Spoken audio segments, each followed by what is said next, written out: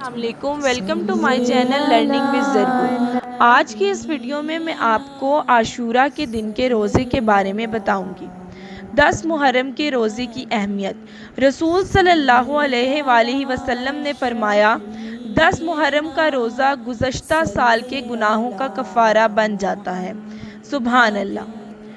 سلطان دو جہاں صلی اللہ علیہ وآلہ وسلم کو کسی دن کے روزہ کو اور دن پر فضیلت دے کر جستجو فرماتے نہ دیکھا، مگر یہ کہ عاشورہ کا دن اور یہ کہ رمضان کا مہینہ۔ یوم عاشورہ کا روزہ۔ نبی صلی اللہ علیہ وآلہ وسلم نے فرمایا، یوم عاشورہ کا روزہ رکھو اور اس میں یہودیوں کی مخالفت کرو۔ اس سے پہلے یا اس سے بعد میں بھی ایک روزہ رکھو۔ عاشورہ کا روزہ جب بھی رکھیں تو اس کے ساتھ ہی 9ویں یا 11ویں محرم الحرام کا روزہ بھی رکھ لینا بہتر ہے۔ یوم عاشورہ 10 محرم کے دن کو کہا جاتا ہے۔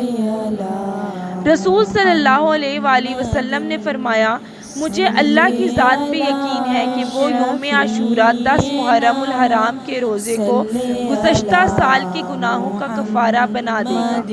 بعد ازاں جب رسول صلی اللہ علیہ وآلہ وسلم نے یوم عاشورہ کا روزہ رکھا اور مسلمانوں کو بھی اس کا حکم دیا تو صحابہ کرام رضی اللہ تعالیٰ عنہ نے عرض کیا کہ یا رسول اللہ صلی اللہ علیہ وآلہ وسلم، یہود و نصارہ بھی اس دن کی بہت تعظیم کرتے ہیں۔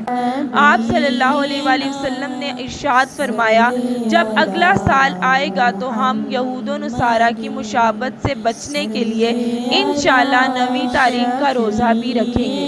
حضرت ابن عباس فرماتے ہیں کہ اگلا سال آنے سے پہلے ہی رسول صلی اللہ علیہ وآلہ وسلم دنیا سے تشریف لے گئے۔ یوم عاشورہ کے روزے کے ساتھ 9ویں یا 11ویں تاریخ کا روزہ رکھنا افضل اور بہتر ہے، لیکن اگر کسی نے صرف عاشورہ کا روزہ رکھا تو بھی حرج کی بات نہیں۔ نیز حدیث بالا سے یہ بھی پتہ چلا ہے کہ مسلمانوں کو ہر موقع پر یہود و نصارہ کی مشابہت سے بچنا چاہیے۔ عاشورہ کے روزے کی فضیلت۔ حضرت ابو قتادہ انصاری رضی اللہ تعالیٰ عنہ سے روایت ہے کہ نبی صلی اللہ علیہ وآلہ وسلم سے یوم عاشورہ کی روزے کی بابت سوال کیا گیا تو آپ صلی اللہ علیہ وآلہ وسلم نے فرمایا، یہ گزشتہ سال کے گناہوں کا کفارہ بن جاتا ہے۔ سبحان اللہ۔ حضرت عبداللہ بن عباس رضی اللہ تعالیٰ عنہ سے روایت ہے کہ نبی صلی اللہ علیہ وآلہ وسلم نے فرمایا، اگر میں آئندہ سال تک زندہ رہا تو 9 محرم کا روزہ بھی رکھوں گا۔ سبحان اللہ۔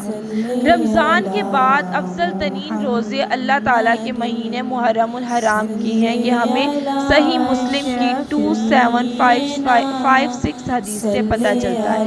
آپ صلی اللہ علیہ وآلہ وسلم نے فرمایا کہ رمضان کے بعد افضل ترین روزے اللہ تعالیٰ کے مہینے محرم کی ہیں۔ آپ صلی اللہ علیہ وآلہ وسلم سے عاشورہ کے دن کے روزے کے بارے میں پوچھا گیا تو آپ صلی اللہ علیہ وآلہ وسلم نے فرمایا، یہ پچھلے ایک سال کے گناہوں کا کفارہ ہے۔ جب رسول صلی اللہ علیہ وآلہ وسلم مدینہ تشریف لائے تو یہود کو یوم عاشورہ کا روزہ رکھتے دیکھا تو پوچھا، تم اس دن روزہ کیوں رکھتے ہو؟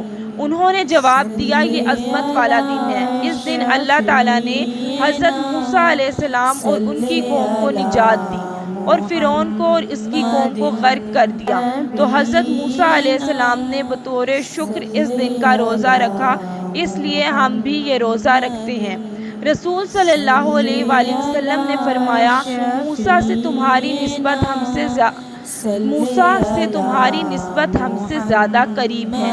اس لیے رسول صلی اللہ علیہ وآلہ وسلم نے خود بھی روزہ رکھا اور صحابہ کرام رضی اللہ تعالیٰ عنہ کو بھی اس کا حکم دیا۔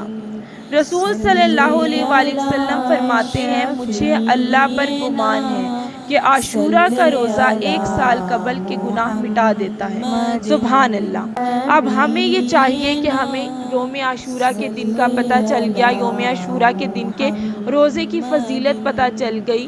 اب آپ زیادہ سے زیادہ یہ پیغام اپنے اہل و عیال میں، اپنے دوستوں میں پھیلانے کی کوشش کریں تاکہ آپ کے توسط سے بھی لوگ روزہ رکھیں، انہیں بھی ثواب ملے اور آپ کو بھی اس کا ثواب ملے۔ دعا کریں اور ہمیں بھی دعا میں میں یاد رکھیں، زیادہ سے زیادہ نیکیاں کمانے کی کوشش کریں۔ صلی علی شفیع